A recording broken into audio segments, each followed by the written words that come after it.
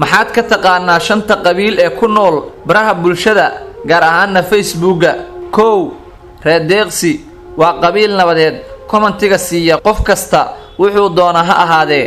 2 re'isi aan ku siiye waa qabiil dhexdhexaad ah, waxa ay commentiga siiyaan qofkii siiyo oo kaliya.